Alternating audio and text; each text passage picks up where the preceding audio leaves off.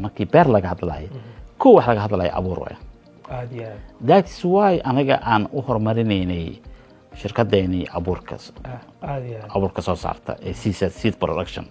marka abuurka hadda xaguu maraya waa position fiican u taagan yahay hadda abuurka sababtoo ah shuruucdii markii la helay kadib abuurka wuxuu xoogeystay in nidaamkii la waafajiyo shuruucda maxay ahaayeen caqabadaha haysta shuruucda ka hor shuruucda ka hor wuxuu ahaa majority traditional sida الاستعمال dhaqameed caadi ah الاستعمال jiray labo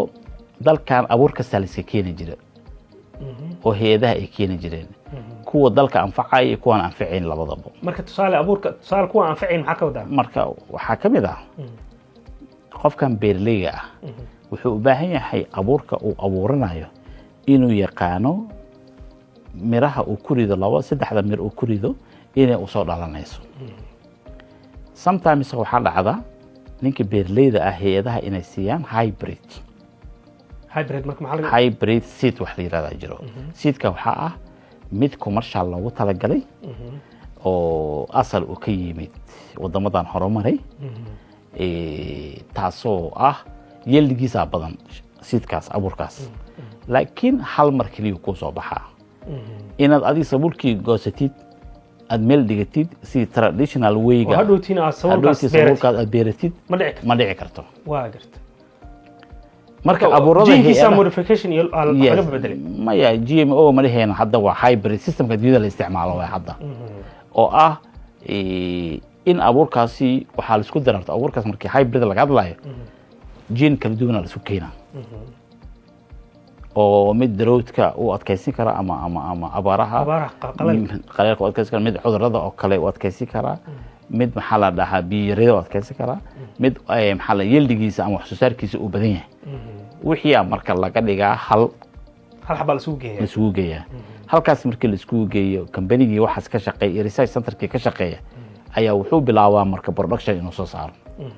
marka F1 iyo F2 iyo F3 ay imaanayso marka kaas ganacsiga loogu talagalay maanta abuurkaas marka iibsatid package-kaas iibsatid wax badan aad ka helay laakiin ku abuur maayo laakiin mar labaad ma suurtoobayso waa ina soo doonataa gadataa aad Soomaaliyeena traditional way-gan maxay ahaan jirtay OBV wax la yiraahdo jiro open fried pollination-ka hal shay uu sameyn jiray open fried pollination maxaa laga wadaa macnaha mid furan oo aanan monopoly ahayn oo hybrid ahayn oo maanta markii seedkan adiga abuurtid oo ku soo dhasho aad qaar meel ka dhigin kartid kuwa ugu fiican haddana season kale aad abuuran kartid kaas waa kii Soomaali ay isticmaali jireen sida oo yaanyo inta xaafadda wax ku karsatay biyaha markii meel lagu daadiyo miraheeda ay soo baxaan oo kale laakiin hadda ma jirta su'aalan ku weydiinaa ma jirta hadda waa gartay maxaa keenay badanaa hybrid way لكن حلقة يريرين قراحة يمركن عنو لا حافظك ما بيحجر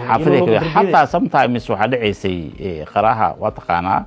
مركا عرورت لها قراحة معلفيه سوى العنجري هذه دوكسيليه مركات هدوركا sometimes الوسوس حالة الجري وكذا الانجري ما كذا الانجري صح هذه يا قراحة دي مترابك وكذي قراحة أو سوق كهلا عنيسا سيدا وكذا لنا وحي لكن ما أنت مجراوه سويش اسمه ما أنت مجراوه واقرتي اوكي موديل كاسي adduunyadii hadda waa ka tagtay model labaadii aaday oo BV waa ka tagtay waxay aaday wax la yiraahdo hybrid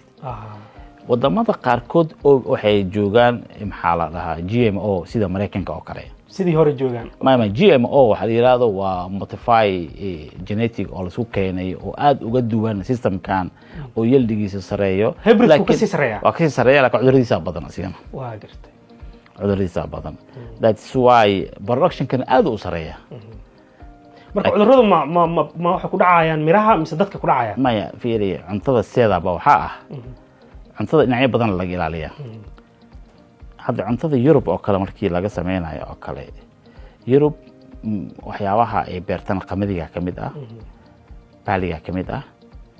waxay aad u kontrolayaan muxuu u saameyn karaa cuduro research centerskooda ka shaqeeya ilaabkooda ya productionka ay soo saarayaan oo ay isticmaalayaan hadda production laga soo sameeyay ama oo laga keenay Mareykan Europe dad keenta waa la daadiyaa ma la isticmaalo the reasonka waay wax ka dhalanaya lama yaqaan wax ka dhalanaya lagama yaqaano